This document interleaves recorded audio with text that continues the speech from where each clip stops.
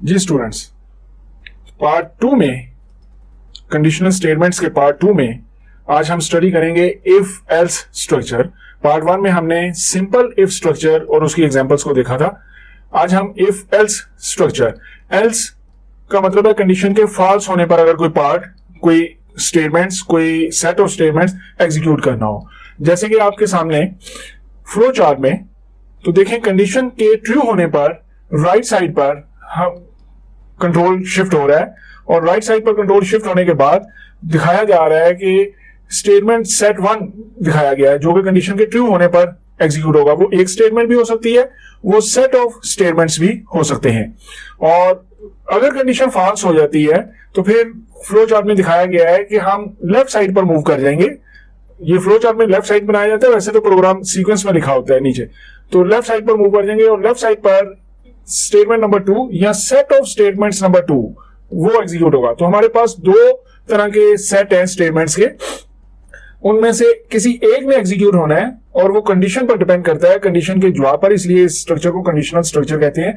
अगर कंडीशन का स्ट्रक्चर जो है वो ट्रू होगा तो फिर स्टेटमेंट्स का सेट नंबर 1 एग्जीक्यूट होगा, और अगर वो स्ट्रक्चर फॉल्स हो जाएगा तो फिर स्टेटमेंट्स का सेट नंबर 2 जो है वो एग्जीक्यूट होगा। इसके सेंटेंस को हम यूं राइट डाउन करते होते हैं, इफ एल्स के सेंटेंस को, कि इफ और कंडीशन जिसका जवाब ट्रू या फॉल्स में होगा, और यहां पर स्टेटमेंट, मैं उसको स्टेटमेंट 1 कह देता हूं, एल्स पार्ट, और यहां पर स्टेटमेंट, इसको स्टेटमेंट का सेट 2 कह देते हैं। उसके बाद कुछ कॉन्टिन्यूस स्टेटमेंट्स हैं हमारे पास।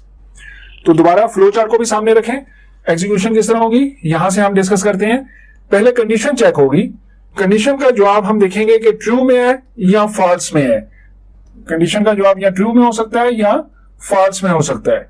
अगर कंडीशन का जवाब ट्रू में हुआ तो फिर इफ के फौरन बाद जो स्टेटमेंट है, अगर एक स्टेटमेंट हो तो कर्ली ब्रेसेस की जरूरत नहीं है।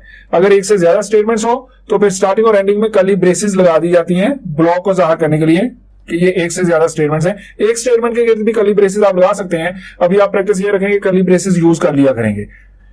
तो अगर कंडीशन ट्रू होगी तो ये पहला सेट जो इफ के बाद आ रहा है, ये वाला सेट आपका एग्जीक्यूट होगा, और इस सारी एग्जीक्यूशन के बाद जितनी भी स्टेटमेंट्स हैं यहां पर इस ब्लॉक में, उनके एग्जीक्यूशन के बाद कंट्रोल शिफ्ट हो जाएगा ये एंड वाली स्टेटमेंट्स पर। इसका मतलब कि स्टेटमेंट सेट जो 2 है ये स्किप हो गया। कंडीशन ट्रू होने पर सेट नंबर 1 एग्जीक्यूट हुआ और सेट नंबर 2 जो है वो स्किप हो गया। लेकिन अगर कंडीशन फॉल्स हो जाती है तो फिर हमारा कंट्रोल ट्रांसफर हो जाएगा स्टेटमेंट सेट नंबर 2 पर, 1 को स्किप कर दिया जाएगा। और यह भी एक स्टेटमेंट भी हो सकती है, एक से ज्यादा स्टेटमेंट्स भी हो सकती हैं। कंडीशन के फॉल्स होने पर कंट्रोल यहां पर ट्रांसफर हो गया। ये तमाम स्टेटमेंट्स एग्जीक्यूट होने के बाद फिर कंट्रोल एंड वाली स्टेटमेंट्स पर, जो कि इफ एल्स के ब्लॉक के बाहर वाली स्टेटमेंट्स हैं जो हर सूरत में एग्जीक्यूट होनी चाहिए, वहां पर ट्रांसफर हो जाएगा। कंडीशन ट्रू है तो पहला पार्ट जैसे फ्लो चार्ट में दिखाया गया है, कंडीशन फॉल्स है तो दूसरा सेट जैसे फ्लो चार्ट में दिखाया गया है वो एग्जीक्यूट होगा। और जो बाद वाला सेट है वो दोनों सूरतों में, चाहे कंडीशन ट्रू हो या फॉल्स हो, जो बाद वाला सेट है इफ एल्स के बाद वाला, वो लाजमी एग्जीक्यूट होना है, वो दोनों सूरतों में एग्जीक्यूट होना है। तो एक प्रोग्राम एग्जांपल देखते हैं। ये प्रोग्राम एग्जांपल में यूजर से दो न्यूमेरिक वैल्यूज, दो न्यूमेरिक डाटा जो है वो इनपुट लिया गया और उनको चेक किया गया। कंडीशन में हम क्या चेक कर रहे हैं, if A is equal to B, relational operator कौन सा हमने इस्तेमाल किया, इक्वल टू रिलेशनल ऑपरेटर इस्तेमाल किया। तो if A is equal to B, अगर वेरिएबल ए और वेरिएबल बी में जो वैल्यू यूजर से ली गई है, अगर ये दोनों वैल्यूज इक्वल हैं, दोनों वैल्यूज बराबर हैं, कंडीशन ट्रू हो जाएगी। कंडीशन ट्रू होगी तो जो पहला ब्लॉक बन रहा है वो एग्जीक्यूट होगा, वहां पर मैसेज डिस्प्ले किया गया, both values are equal, both numbers are equal. अच्छा, इसको थोड़ा सा टैब देकर आगे कर दिया गया। यहां भी मैं राइटिंग में थोड़ा सा नेक्स्ट कर देता हूं। आप बेशक इसको नेक्स्ट ना करें, यहीं पर लिखें, लेकिन ये जो प्रोग्राम का पहला स्ट्रक्चर डिस्कस कर रहे थे उस वक्त भी मैंने डिस्कस किया था कि जैसे कोई ब्लॉक शुरू होता है तो हम एक टैब नेक्स्ट कर देते हैं ताकि रीडेबिलिटी में आसानी हो। तो इफ का ब्लॉक स्टार्ट हो गया, हमने एक टैब नेक्स्ट कर दिया। जैसे इफ का ब्लॉक खत्म हुआ, एल्स आया तो वो टैब जो है वापस आ गया, पोजीशन वापस आ गई हुई है। फिर एल्स के पार्ट में एक टैब आ गया हो गया। इस प्रोग्राम में भी आप देख रहे हैं एल्स के पार्ट में, एल्स का पार्ट में सी आउट हम कर रहे हैं, नंबर्स आर नॉट इक्वल।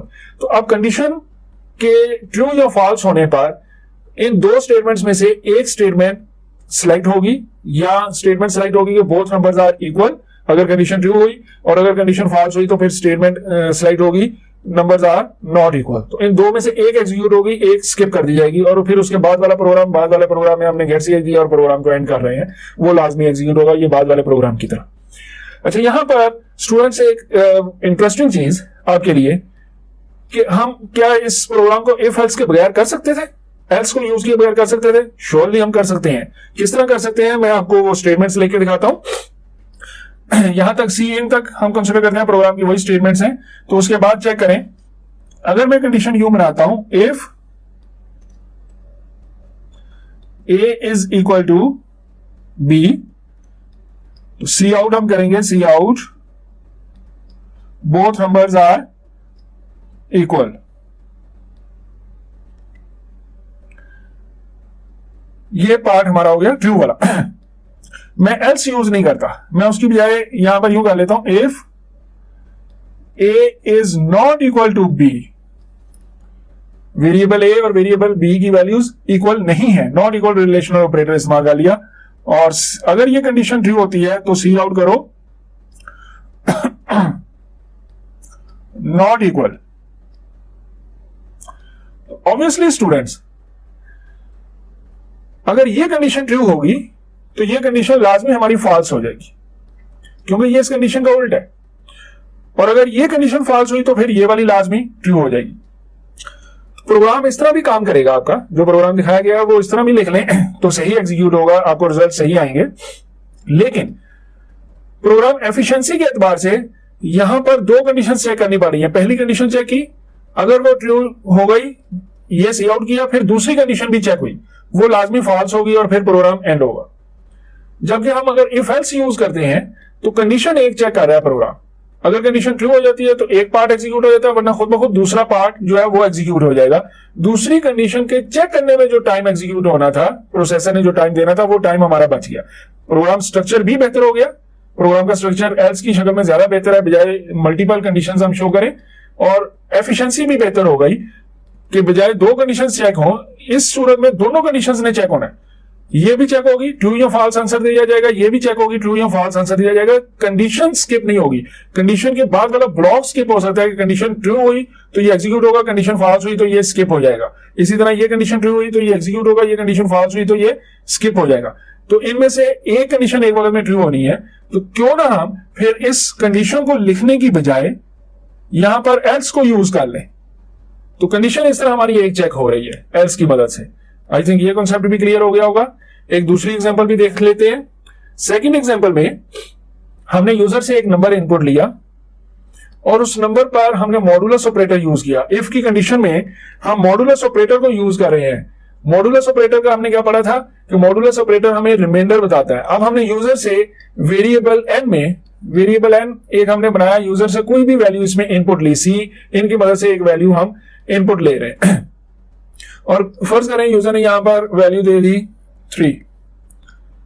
तो मॉडुलस ऑपरेटर हम क्या बना रहे हैं, मॉडुलस ऑपरेटर हम बना रहे हैं एन मॉडुलस 2। कंडीशन में हम ये लिख रहे हैं एन मॉडुलस 2, यानी 3 को अगर 2 से डिवाइड करूं तो रिमाइंडर क्या होगा, बाकी क्या होगा, इज इक्वल टू 0। हमने ये कहा कि इस वेरिएबल में जो भी वैल्यू यूजर ने दी है उस वैल्यू का 2 से डिवाइड करके रिमाइंडर चेक करें। ये एक अरिथमेटिक एक्सप्रेशन हो गई। किसी भी नंबर को 2 से डिवाइड करें, अगर वो कंप्लीटली डिवाइड हो जाता है तो रिमाइंडर 0 होगा, और अगर वो कंप्लीटली डिवाइड नहीं होता तो रिमाइंडर 1 होगा। इन दो ही सूरतों में होता है, या रिमाइंडर 0 होगा या रिमाइंडर 1 होगा। तो 2 से डिवाइड करने के बाद अगर रिमाइंडर 0 है तो इसका मतलब वो नंबर जो है वो 2 से कंप्लीटली डिवाइड हो गया है, जैसे 4 या 6 या 8 या 10, तो उसका जवाब 0 आएगा। 0 इक्वल टू 0। अगर ये कंडीशन ट्रू हो गई तो वो नंबर इवन था। और अगर ये डिवाइड का जवाब 1 आया, मैं यहां पर मेंशन कर दूं, डिवाइड का जवाब यहां क्या होगा, 0 होगा। यहां डिवाइड का जवाब क्या होगा, 1 होगा। तो अगर मॉडुलस ऑपरेटर का जवाब 0 आया और 0 इक्वल टू 0 कंडीशन ट्रू हो गई तो पहला पार्ट एग्जीक्यूट होगा, N is even. N display without quotation sign किया गया है, यानी वेरिएबल एन में जो वैल्यू है वो डिस्प्ले हो जाए, और उसके आगे कोटेशन साइन में एक मैसेज दे दिया गया इज इवन। कि वो नंबर इवन है। और अगर ये कंडीशन फॉल्स हो गई, यानी मॉडुलस का जवाब 1 हुआ, हम कंपेयर कर रहे हैं कंडीशन में 0 के साथ, तो ये कंडीशन फॉल्स हो जाएगी। फॉल्स होगी तो n इज ऑड, तो ये 3 की सूरत में इसका रिमाइंडर 1 होगा। 1 0 के बराबर नहीं है, कंडीशन फॉल्स हो जाएगी। फॉल्स होगी तो हमें मैसेज आ जाएगा 3 इज ऑड। तो ये हमें बता रहा है कि नंबर इवन है या ऑड है। तो ये इफ एल्स की एग्जांपल। इस इफ एल्स को भी अलग अलग इफ की मदद से भी हम कर सकते थे। कंडीशन हम बना सकते थे n modulus 2 is equal to 0। एक कंडीशन ये हो गई जो इवन की सूरत में, और दूसरी हो सकती थी n modulus 2 is equal to 1। दूसरी कंडीशन हम यूं बना सकते थे कि अगर ये 1 के बराबर है तो ऑड दिखा दे, लेकिन एल्स का यूज कर लेना ज्यादा बेहतर है। तो ये सेकंड स्ट्रक्चर था कंडीशनल स्टेटमेंट का। पहला था इफ स्ट्रक्चर, जिसमें सिंपल इफ होता है, एल्स पार्ट में कोई स्टेटमेंट नहीं एग्जीक्यूट होती, यानी कंडीशन ट्रू हो तो एक हिस्सा एग्जीक्यूट होगा, अदरवाइज हमारे हाथ में कोई दूसरा पार्ट नहीं है जिसको एग्जीक्यूट होना चाहिए। अगर अल्टरनेटिवली 2 पार्ट हो हमारे पास कि ट्रू हो तो एक पार्ट एग्जीक्यूट होगा, फॉल्स हो तो दूसरा पार्ट एग्जीक्यूट होगा, तो फिर क्या किया जाता है, फिर इफ एल्स को यूज किया जाता है। ये structure if else, actually structure if else है। इफ एल्स स्ट्रक्चर में एल्स पार्ट जो है ये ऑप्शनल है। ऑप्शनल मीन कि आप इसको स्किप कर सकते हैं, तो स्किप कर दें तो सिर्फ हमारे पास इफ वाला स्ट्रक्चर रह जाएगा। तो तीसरा स्ट्रक्चर भी हमने स्टडी करना है। तीसरा स्ट्रक्चर हमारे पास कौन सा था, इफ एल्स इफ, तो उसको भी देखते हैं।